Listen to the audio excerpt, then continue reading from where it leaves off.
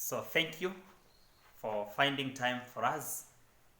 We are again bringing a lesson to you, continuing with quantity of heat, a topic earlier on started. We've already defined specific heat capacity. We saw the methods of determining specific heat capacities, the method of mixtures, the electric method, and we also discussed the continuous flow method. So in this case, we'll be looking at something called change of state. Change of state.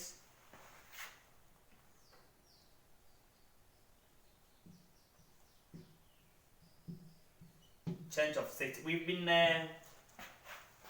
looking at just absorption and loss or generation of heat. We have not gone further to check when a substance is made to lose heat more, what happens to it. We've also not checked when a substance gains a lot of heat, what happens to its state or its nature. So it's important to review something studied in book 1 chemistry and somehow in physics, the kinetic theory of matter, where we analyze the change of states. We know that solid changes to a liquid when heated to a liquid, and a liquid further heated becomes a gas. Now, the reverse processes also happen. You find that a gas cooled can become a liquid, and a liquid further cooled can become a solid. So this is when you heat, this is when you cool. When you heat, it becomes a gas. When you cool, it comes back to a liquid. So there are the other special substances which when heated, they change straight to a gas without joining the liquid state, and from gas cooled, they go back to solid without joining the liquid state. We say they are sublimable, and the process is sublimation. This one is deposition. Therefore now, we are going to study the energy changes which occur at the interface when a solid is becoming a liquid and when a liquid is becoming a gas, and the reverse processes. It's good to remember this, that when a liquid is heated, this is now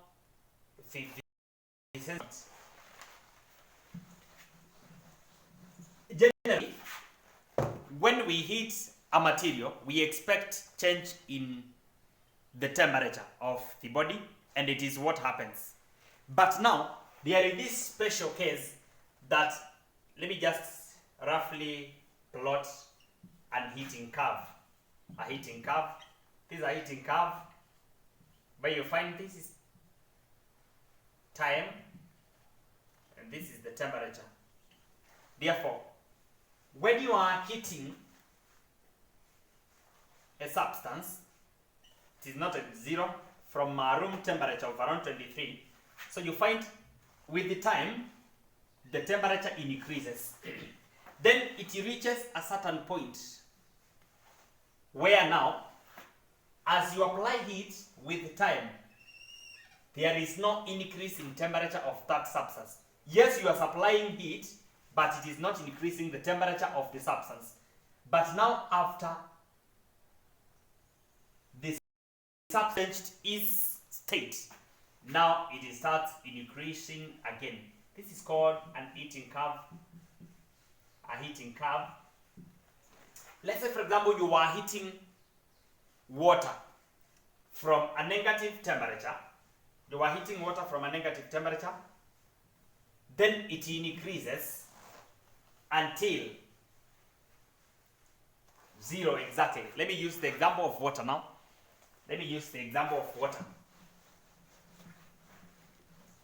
You find that you heat water from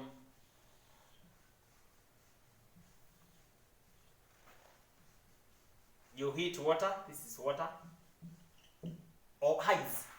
It's in solid state. When it is ice. Then once ice reaches So the temperature rises from a negative, can call it negative 5 degrees Celsius. But once it reaches 0, instead of continuing to rise, it first flattens. You find you are supplying heat to the water, but it remains at a constant temperature until all the highs becomes liquid water. Then after that now, the liquid water starts absorbing its energy. It will absorb its energy again until it is 100. Though this step now will be discussed later on. Then at 100, it again flattens until it vaporizes to a gas. Now, this is what we're saying, that we can call this one point A, B, and C. We'll discuss CD later. But at this stage now, we are saying when water is heated, or when it is in solid state, when ice is heated, when ice is heated, its temperature increases with time. As time increases, temperature increases until 0 degrees Celsius. At this temperature, or at this point now, the temperature remains constant.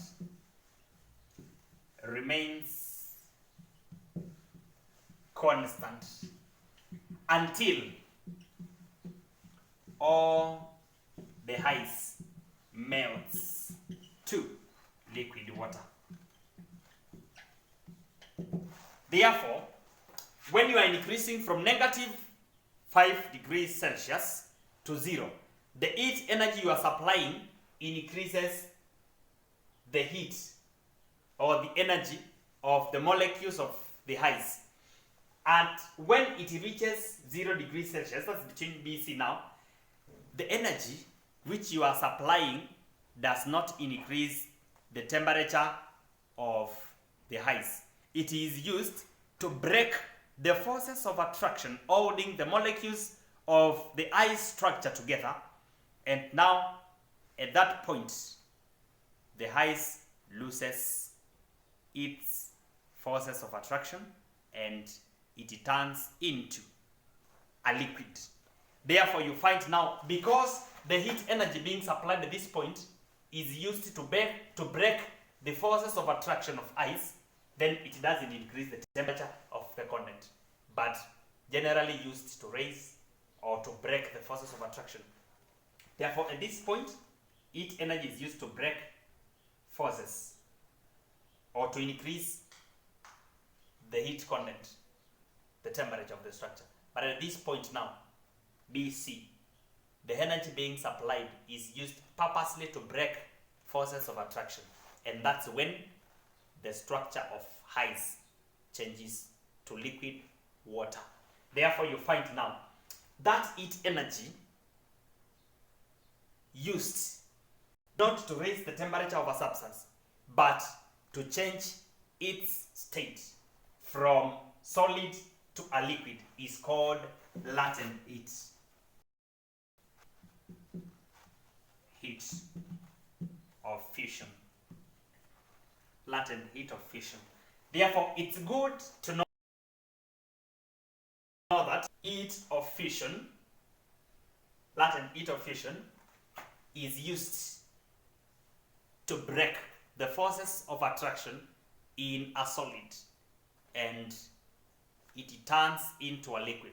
So once it turns to a liquid, now temperature can further increase, because now the heat energy supplied now increases the temperature content of the structure. Therefore, latent heat of fission is used to break the structure of a substance from solid to a liquid. It is good to master this NB. It's good also to master this. Not when a liquid is being cooled,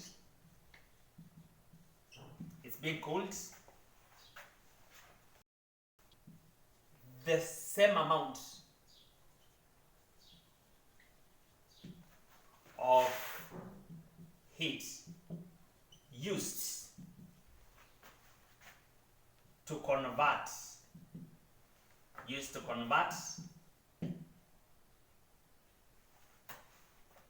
the solid to a liquid is given out as the liquid changes to a solid. Therefore, once this is now a cooling curve, once you start cooling from a high temperature, it reaches a point whereby instead of temperatures continuing to decrease, they remain constant until all the liquid has condensed to a solid. Then temperature can further decrease. Therefore, you find there is a point again when the liquid now wants to become again a solid. The heat being lost is used to bring the molecules together until it becomes a solid. Then it continues cooling again. Therefore, here, which is called okay, we would have said that in the heating curve, this is the melting point.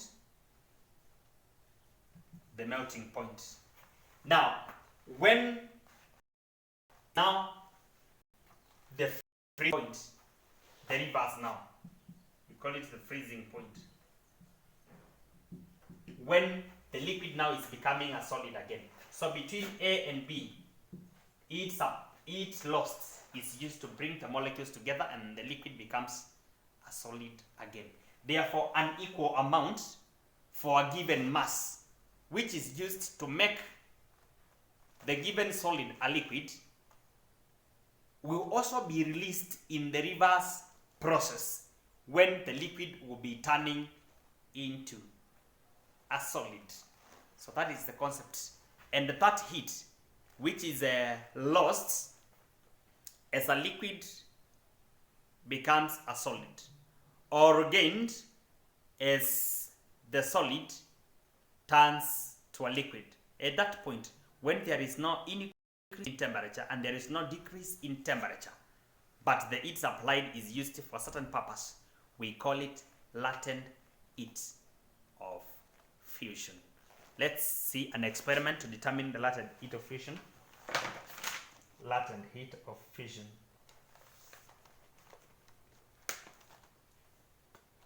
Latent heat of fusion.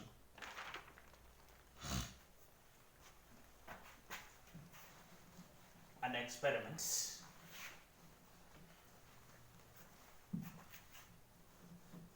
So that heat energy used to change the structure of or the state of a matter from liquid to solid, and the reverse process solid to liquid, we call it latent heat of fusion.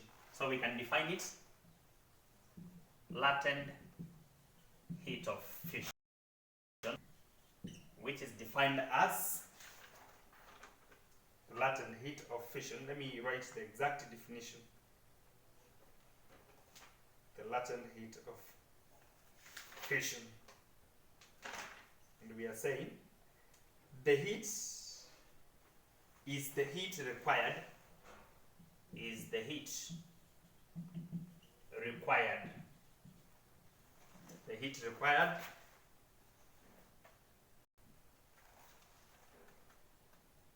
to change the state of a material from solid to liquid, to change the state of a substance from solid to liquid without change in temperature, without or with no change in temperature. We say now conversely, the same amount or quantity of heat energy is released as the liquid changes to a solid. The liquid changes to a solid.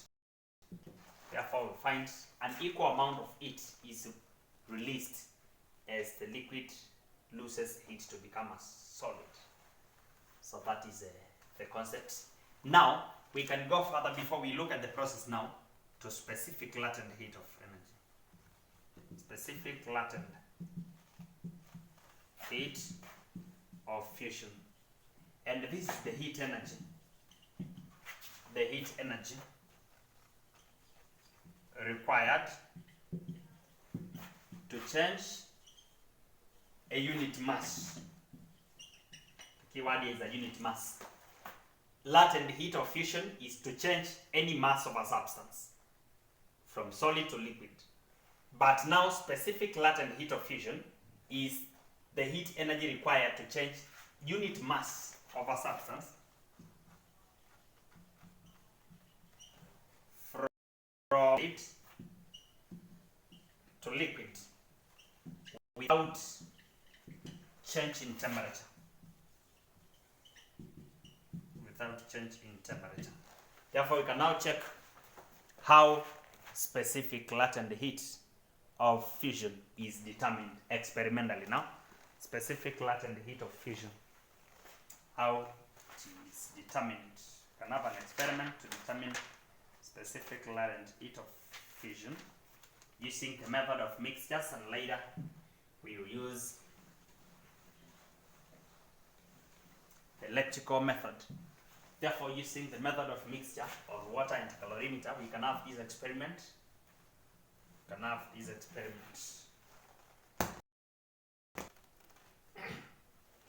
Pour water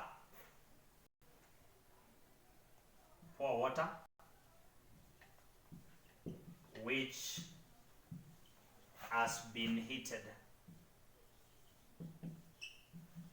to a certain temperature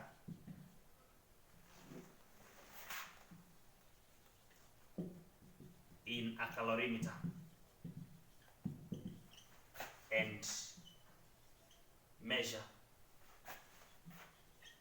the temperature of water and calorimeter. Of water and calorimeter. We can call it temperature 1, liter 1. Then at that, you now find the mass of the calorimeter with water. Find the mass of the with water, and the mass of the calorimeter is already known. Can call it mass 1. Can call it mass 1. Therefore, find the mass of the calorimeter with the water. Can have it as mass 2 now. So mass of the water added will be when the calorimeter was empty and when you have added water in it. Water which has been heated to a temperature, liter 1. Then after that now, you add crystals of ice as you stir. Add crystals of ice as you stir. As you stir the mixture. The mixture. As you stir the mixture.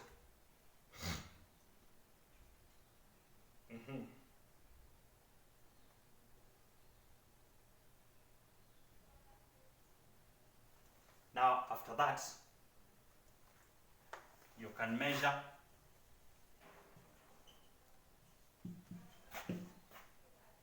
the temperature of the condense once the ice has melted,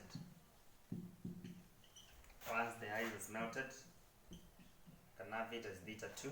Once the ice has melted, we can call it beta 2. Then after that, measure the mass of the ice and, okay, not the ice, the calorimeter and the content or the mixture. Mass of the calorimeter and the mixture. Can have it as M3. Mass of the calorimeter and the mixture. We can have it M3. Because M3. Therefore, let me now discuss this procedure. We have water and calorimeter which are at a certain temperature. And the mass of the empty calorimeter is known, and the mass of the water which has been added can be determined by subtracting calorimeter with the water minus now the mass of the empty calorimeter. So we'll get the mass of the water which has been added. Then now you are adding crystals of ice. Remember, the water and the calorimeter are at a higher temperature.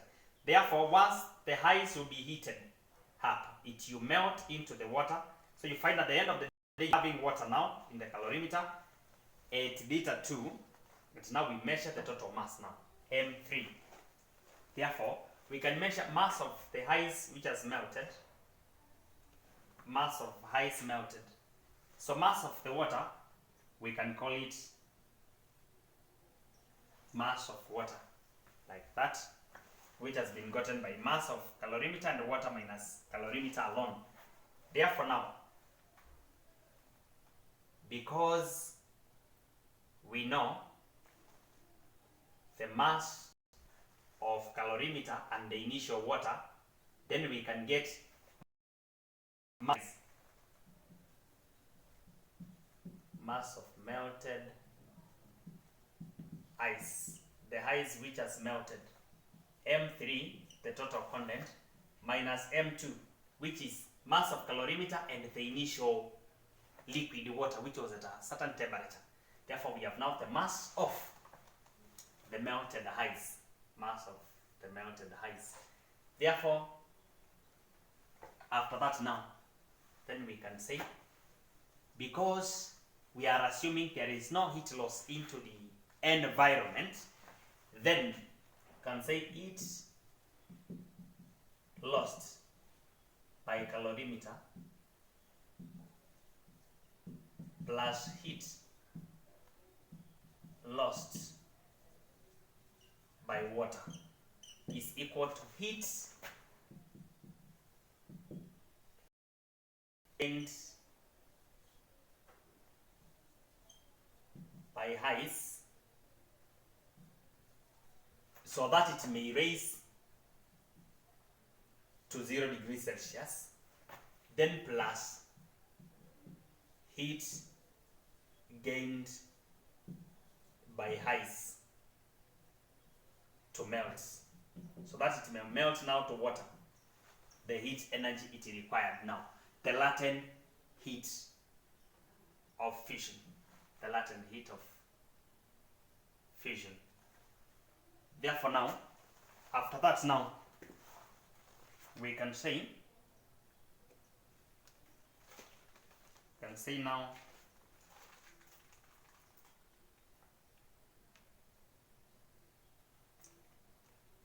okay, we can call it latent heat of fission. Now let's the latent and give it an abbreviation. Let the latent heat of fusion equal L and a F there. Therefore, heat lost by calorimeter will be mass of the calorimeter, we call it mass of calorimeter, times specific heat capacity of calorimeter, times change in temperature for the calorimeter. They were at theta 2 and they will lose temperature until theta 2. They were at theta 1 with the water and they will lose temperature until theta 2. Therefore, theta 2 minus theta 1. Heat gained or lost by water, which was so in the calorimeter, it will be mass of the water. And we had calculated it times specific heat capacity of water times so change in temperature. This water and the calorimeter were the same temperature and they are losing up to similar temperature. Is equal to heat gained by haze to rise. Heat gained by haze. Therefore, we will have the heat gained by haze will be the mass of ice times latent heat of fusion of ice until it has melted. Then now plus, once it has melted, it becomes water. And now when it is water now, we can have its mass of the ice times specific heat capacity of water times the change in temperature. It is increasing from 0 to theta 2. So the change is just theta 2. Therefore now here, to get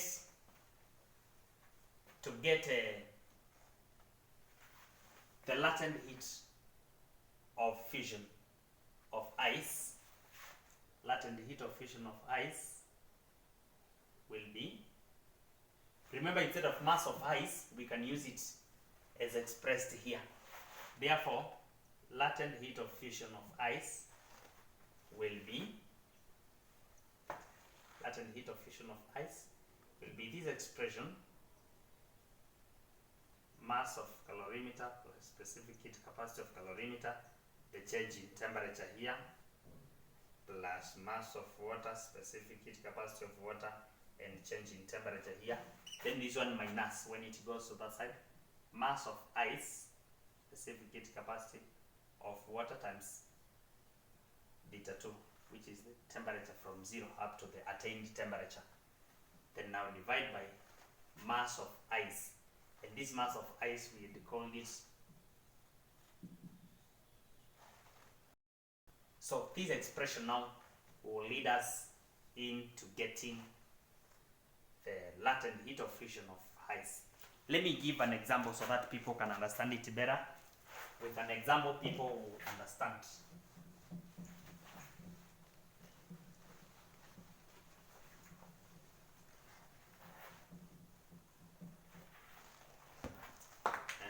We are told in an example,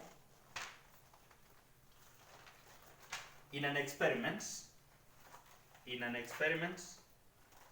to determine specific heat capacity, to determine specific latent heat of fusion of ice, 0.0025 kilograms of ice at 0 degrees Celsius is melted up in 0.20 kilogram of water, which is at 21 degrees Celsius, in a copper calorimeter,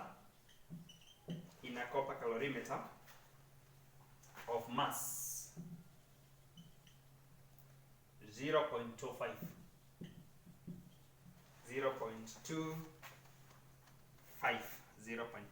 kgs. If the final temperature of the mixture falls to,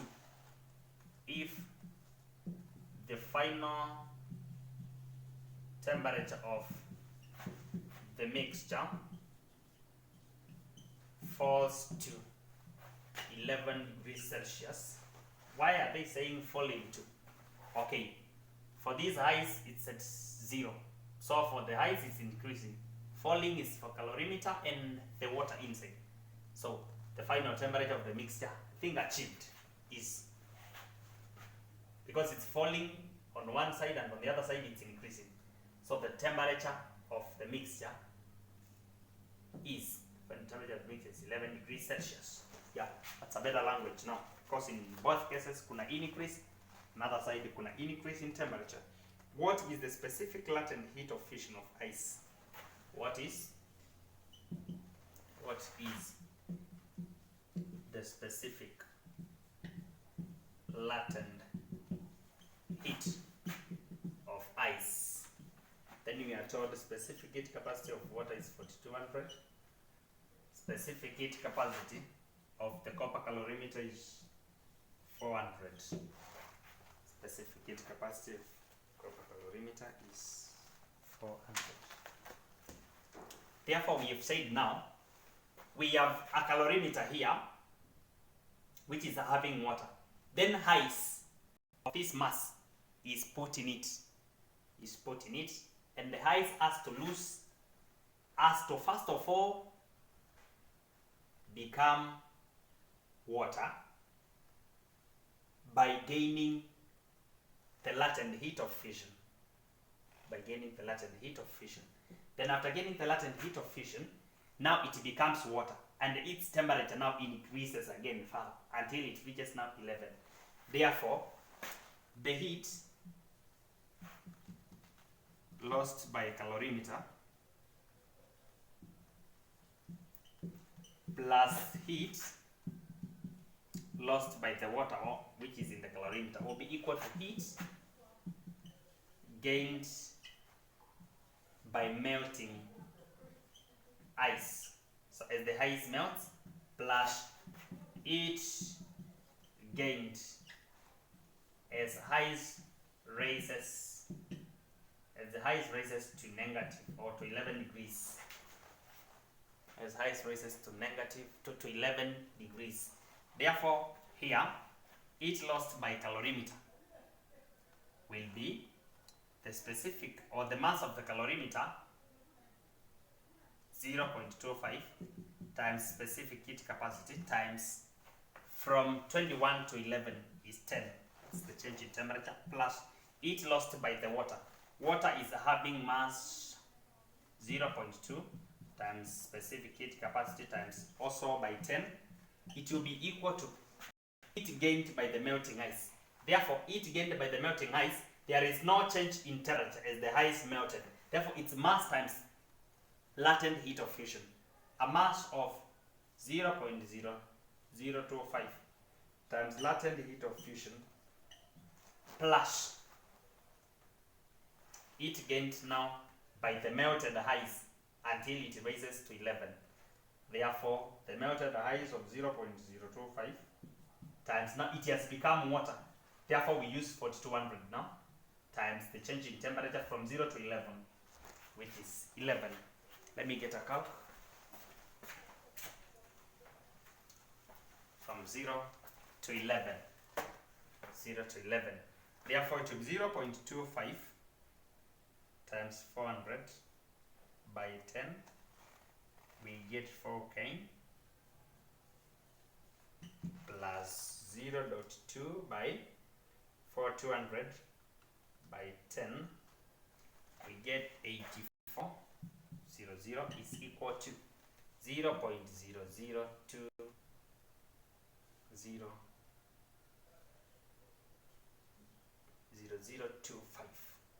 zeros are 2 here. Latent heat of fission plus 0.0025 by 4200. We get 11. All this added minus this, so that we may get 0.0025 latent heat of fusion. We'll have 4K plus 8400 minus 115.5. This is giving us 12,284.5. So latent heat of fusion will be, when we divide this by 0.0025, and this gives us 4,913,800 joules per kilogram. So this is the latent heat of fusion of ice. The latent heat of fusion of ice. It is the heat it gained so that it may melt to become water. And because change in temperature, we just use mass latent heat of fusion. Latent heat of fusion. So that's how we relate the details of the experiment. This is how we apply the concept. Let me see whether there is another example on the same, so that we maybe understand it better. An example requiring the same.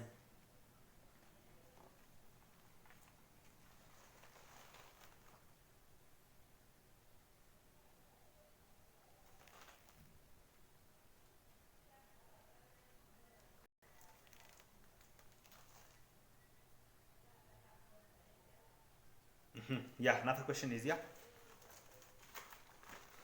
Another question is here.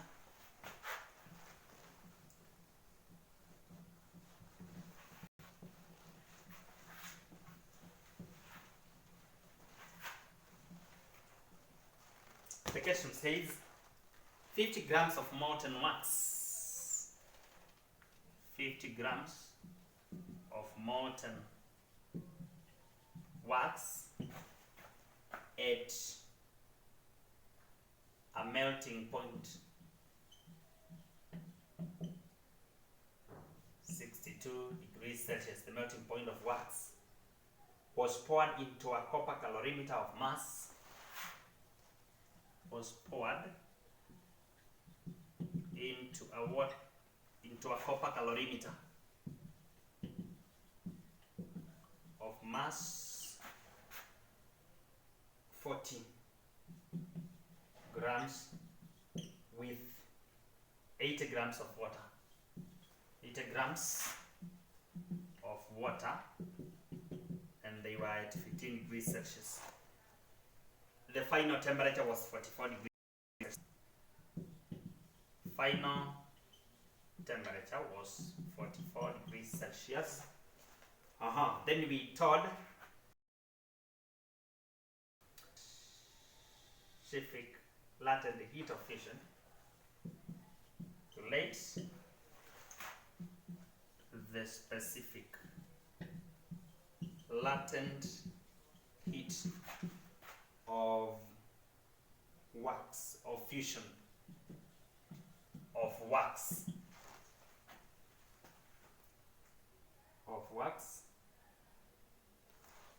Then we told specific heat capacity of wax is 1600, and specific heat capacity of the copper calorimeter is 400. The specific heat capacity of the wax is 400. Solution. So here is a copper calorimeter.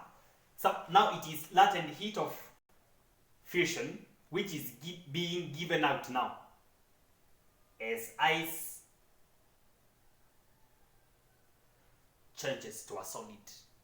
It is a liquid ice which has just melted. It wants now to be cooled back to a solid. Therefore, it is giving out latent heat of fusion. Unlike in the other example, whereby it was melting ice which required to absorb latent heat. Here, it is already melted. It wants to freeze to a solid. Therefore, it releases. Therefore, heat lost melting or by the freezing as it freezes. Freezing ice plus heat lost by the cooling wax. It is wax by the cooling wax. After it has now frozen to solid, it goes back to be cooled by the water and the calorimeter. So it loses again heat. And now that heat is equal to the heat absorbed by calorimeter plus heat absorbed by water plus heat absorbed by water. Therefore, heat lost by the freezing ice. At that point, to change its state from melted wax into a solid wax, it lost latent heat of fusion. And we say it is mass, 50 grams over 1,000, times the latent heat of fusion, which it lost. Then plus now, after it has now become a solid now, it loses again now heat now. It loses heat energy, which will be given by mass.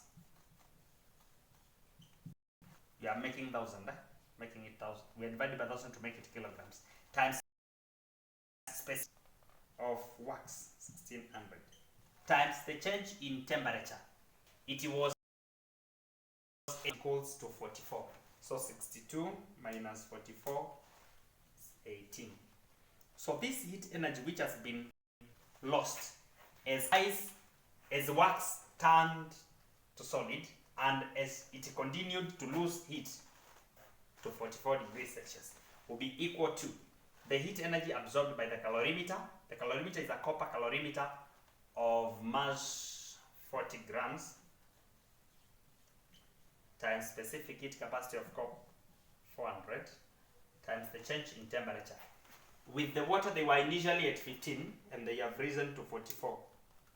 Therefore, the change is 29 plus the heat energy gained also by the water. Water, which is of mass 80 times 4200, the specific heat capacity of water, times the change in temperature, 29. It's also from 15 up. Therefore, now the heat energies in both cases will be the same. Therefore, this should be 0.05 latent heat of fusion of wax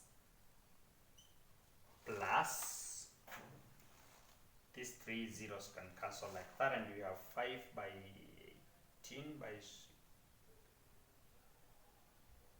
16.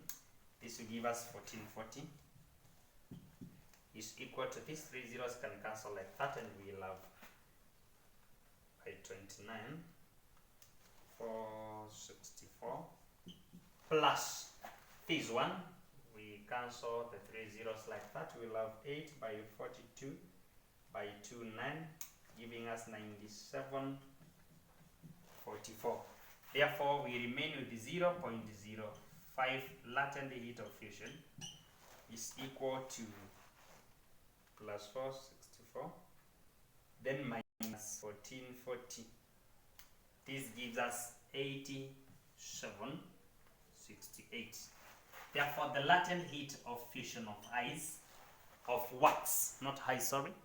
The latent heat of fusion of wax will be when you divide by 0.05, and this gives us 17,360 joules per kilogram. So this is the energy which was lost by the ice as it turned from a liquid into a solid. So it lost this energy, it continued losing energy, but now it is a solid. Therefore, its mass times specific heat capacity times change in temperature will be equal to water and calorimeter. They were at 15 and they are increasing now temperature until with the 62 degrees Celsius wax and the 15 degrees Celsius water and calorimeter are meeting at 44. Therefore, it means water and calorimeter are gaining. Therefore, this is the water they have gained, the energy they have gained. And you relate, you get the value. So that's what's happening. So basically, that's what we call the latent heat of fusion. Specific latent heat of fusion is when it's per unit mass. So thank you very much for listening. Kindly share this broadcast. Make sure you subscribe to Shifting Grids. Thank you. God bless you.